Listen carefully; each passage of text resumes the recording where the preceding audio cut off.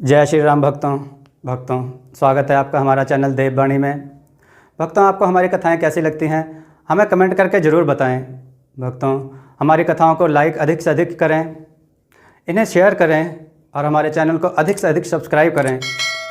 भक्तों, आपसे एक गुजारिश है, हमें इंस्टाग्राम पर फॉलो करें जिसका लिंक डिस्क्रिप्शन में दिया गया है। तो चलिए शुरू करते हैं आज की कथा। जय श्री राम भक्तों, सवालों की श्रृंखला में आप सबका स्वागत है। आज का प्रश्न है, राजा परीक्षित ने किस ऋषि के गले में मरा हुआ सांप डाला था? अपने उत्तर वीडियो में कमेंट करके अवश्य दें। चलिए आज की कथा श्रवण करते हैं। आज की कथा है एक गुरु और दुष्ट राजकुमार।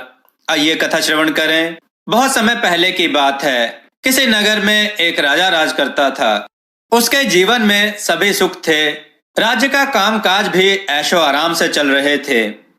राजा के नैतिक गुणों के कारण प्रजा भी बहुत प्रसन्न थी और जिस राज्य में प्रजा खुश रहती है वहां की आर्थिक व्यवस्था भी दुरुस्त होती है। इस प्रकार हर क्षेत्र में राज्य का प्रवाह अच्छा था। इतने सुखों के बाद भी राजा दुखी था क्योंकि उसकी कोई संतान नहीं थी। यह गम राजा को अंदर ही अंदर सताता रहता था। प्रजा को भी इस बात का बहुत दुख था। वर्षों के बाद राजा की यह मन्नत पूरी हुई और उसे एक पुत्र की प्राप्ति हुई। पूरे नगर में कई दिनों तक उत्सव मनाया गया। नागरिकों को राजमहल में भोज दिया गया। राजा की इस खुशी में प्रजा भी खूब झूम रही थी। समय बीतता जा रहा था। राजकुमार का नाम नंद सिंह रखा गया। पूजा पाठ एवं इंतजार के बाद राजा को संतान प्राप्त हुई थी, इसलिए उसे बड़े लाड प्यार से रखा जाता था। लेकिन अति किसी बात की अच्छी नहीं होती। अधिक लाड ने नंद सिंह को बहुत बिगाड़ दिया था। बचपन में तो नंद सिंह की ये बातें दिल को लुभाती थीं, पर बड़े होते होते यही बातें बदतमीजी लगने लगती हैं। नंद सिंह बहुत ज्यादा जिद्दी हो गया था। उसके व्यवहार में अहंकार आ गया था। वो चाहता था कि प्रजा सदैव उसकी जय जयकार करे, उसकी प्रशंसा करे। उसके बात न सुनने पर वो कोलाहल मचा देता था। बेचारे सैनिकों को तो वो पैर की जूती समझता था। आए दिन उसका प्रकोप प्रजा पर उतरने लगा था। वो खुद को भगवान के समान पूजता देखना चाहता था। आयु तो बहुत कम थी, लेकिन अहम कई गुना बढ़ चुका था। नंद सिंह के इस व्यवहार से सभी बहुत दुखी थे। प्रजा आए दिन दरबार में नंद सिंह की शिकायत लेकर आती थी, जिसके कारण राजा का सिर लज्जा से झुक जाता था। यह एक गंभीर विषय बन चुका था। एक दिन राजा ने सभी दरबारियों एवं मंत्रियों की सभा बुलवाई और उनसे अपने दिल की बात कही कि वे राजकुमार के इस व्यवहार से अत्यंत दुखी हैं। राजकुमार इस राज्य का भविष्य है। अगर उनका व्यवहार यही रहा तो राज्य की खुशहाली चंद दिनों में जाती रहेगी। दरबारी राजा को सांत्वना देते हैं और कहते हैं कि आप हिम्मत रखें, वरना प्रजा निसहाय हो जाएगी। मंत्री ने सुझाव दिया कि राजकुमार को एक उचित मार्गदर्शन एवं सामान्य जीवन के अनुभव की जरूरत है। आप उन्हें गुरु के आश्रम में भेज दीजिए। सुना है वहां से जानवर भी इंसान बनकर निकलता है। यह बात राजा को पसंद आई और उसने नंद सिंह को गुरुजी के आश्रम भेजने का निर्णय कर लिया। अगले दिन राजा अपने पुत्र के साथ गुरुजी के आश्रम पहुंचे। राजा ने गुरुजी के साथ अकेले में बात की और नंद सिंह के विषय में सारी बातें कही। गुरुजी ने राजा को आश्वस्त किया कि वे जब अपने पुत्र से मिलेंगे तब उन्हें गर्व महसूस होगा। गुरुजी के ऐसे शब्द सुनकर राजा को शांति महसूस हुई और वे सहर्ष अपने पुत्र को आश्रम में छोड़कर राजमहल लौट गए। अगले दिन सुबह गुरु के खास चेले द्वारा नंद सिंह को भिक्षा मांगकर खाने को कहा गया, जिसे सुनकर नंद सिंह ने साफ इनकार कर दिया। चेले ने उसे कहा कि अगर पेट भरना है तो भिक्षा मांगनी होगी और भिक्षा का समय शाम तक ही है, अन्यथा भूखा रहना पड़ेगा। नंद सिंह ने अपनी अकड़ में चेले की बात नहीं मानी और शाम होते होते उसे भूख लगने लगी, लेकिन उसे खाने को नहीं मिला। दूसरे दिन उसने भिक्षा मांगना शुरू कर दिया।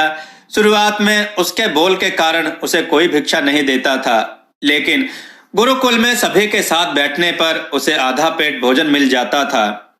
धीरे धीरे उसे मीठे बोल का महत्व समझ में आने लगा और करीब 1 महीने बाद नंद सिंह को भरपेट भोजन मिला, जिसके बाद उसके व्यवहार में बहुत परिवर्तन हुए। इसी तरह गुरुकुल के सभी नियमों ने राजकुमार में बहुत से परिवर्तन किए, जिसे गुरुजी भी समझ रहे थे। एक दिन गुरुजी ने नंद सिंह को अपने साथ सुबह सुबह सैर पर चलने को कहा। दोनों सैर पर निकल गए। रास्ते भर बहुत सी बातें की। गुरुजी ने नंद सिंह से कहा कि तुम बहुत बुद्धिमान हो और तुम में बहुत अधिक ऊर्जा है, जिसका तुम्हें सही दिशा में उपयोग करना चाहिए।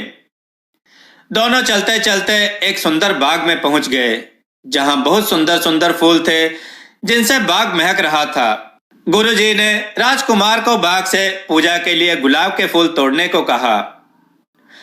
राजकुमार झट से सुंदर सुंदर गुलाब के फूल तोड़ लाया और गुरुजी के सामने रख दिए। अब गुरुजी ने उसे नीम के पत्ते तोड़कर लाने को कहा। राजकुमार वह भी तोड़ लाया।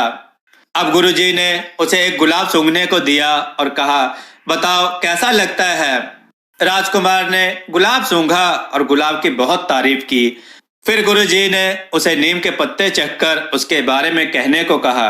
जैसे ही राजकुमार ने नीम के पत्ते खाए, उसका मुंह कड़वा हो गया और उसने उसकी बहुत निंदा की और जतर कतर पीने का पानी ढूंढने लगा। राजकुमार की यह दशा देख गुरुजी मुस्कुरा रहे थे। पानी पीने के बाद राजकुमार को राहत मिली। फिर उसने गुरुजी से हंसने का कारण पूछा। तब गुरुजी ने उससे कहा कि जब तुमने गुलाब का फूल सूंघा तो तुम्हें उसकी खुशबू बहुत अच्छी लगी और तुमने उसकी खूब तारीफ की, लेकिन जब तुमने नीम की पत्तियां खाई तो तुम्हें वह कड़वी लगी और तुमने उन्हें थूक दिया और उसकी खूब निंदा भी की। गुरुजी ने राजकुमार को समझाया, जिस प्रकार तुम्हें जो अच्छा लगता है तुम उसकी तारीफ करते हो, उसी प्रकार प्रजा भी जिसमें गुण होते हैं उसकी प्रशंसा करती है। अगर तुम उनके साथ दुर्व्यवहार करोगे और उनसे प्रशंसा की उम्मीद करोगे तो वे यह कभी दिल से नहीं कर पाएंगे। इस प्रकार जहां गुण होते हैं वहां प्रशंसा अपने आप होती है। राजकुमार को सभी बातें विस्तार से समझ में आ जाती हैं और वो अपने महल लौट जाता है। राजकुमार में बहुत परिवर्तन आ जाता है और वो बाद में एक सफल राजा बनता है। गुरुजी की सीख ने राजकुमार का जीवन बदल दिया और वह क्रूर राजकुमार से एक न्यायप्रिय राजा बन गया। दोस्तों, इस कहानी से हमें यह शिक्षा मिलती है कि हम में गुण होंगे तो लोग हमें हमेशा पसंद करेंगे, लेकिन अगर हम अवगुणी हैं तो हमें प्रशंसा कभी नहीं मिल सकती। दोस्तों, आपको यह कथा कैसी लगी? अपने विचार और सुझाव कमेंट में जरूर दें। हमारी कथाओं को लाइक करें, हमारे चैनल को सब्सक्राइब करना ना भूलें। हमारी कथाओं को शेयर जरूर करें, जिससे लोगों को उत्तम ज्ञान प्राप्त हो। जय श्री राम भक्तों।